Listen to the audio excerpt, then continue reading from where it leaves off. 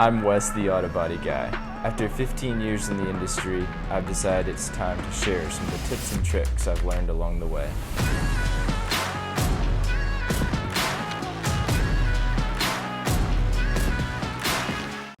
Hey guys, welcome back to the channel. Another quick one here.